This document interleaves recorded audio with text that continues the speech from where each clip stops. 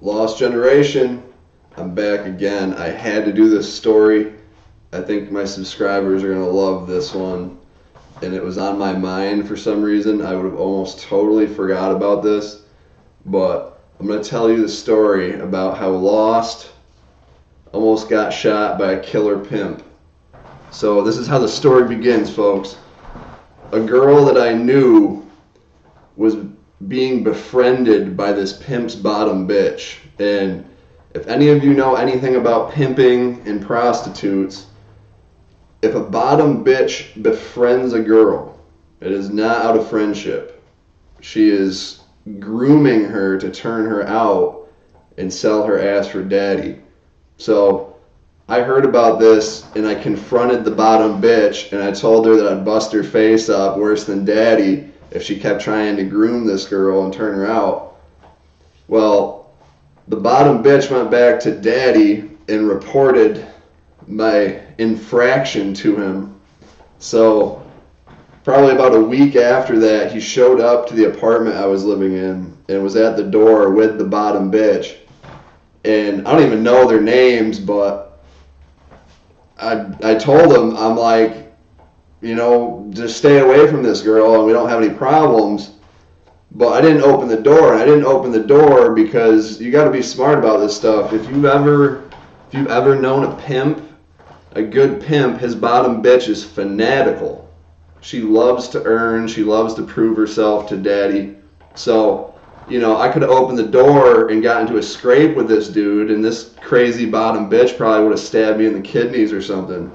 I've seen bottom bitches stab people up and do all sorts of stuff. So I didn't open the door, but I told him through the door, you know, stay away from this girl, we won't have any problems. So he's telling me to open the door, and I'm not dumb enough to do that, put myself at a disadvantage. So he ends up leaving, and I think that he left for good. But a few minutes later, he comes back, and he's carrying a revolver. And this revolver wasn't a little 38 snub or anything like that.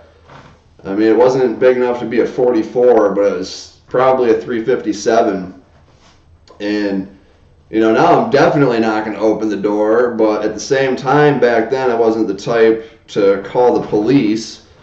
So you'd be an idiot to open the door, and you'd be a coward to call the police. So all I did is I yelled through the door. I said, if you want to come in here, you're going to have to kick the door in, make your play. And what I did was there was a couch just to the right of the doorway. And I drew my knife out, and I stood on the back of the couch tight to the wall. So if he had kicked in the door, he would have came straight in, and I would have been posted up on the wall over here out of his sight, and I could have stabbed him in the neck.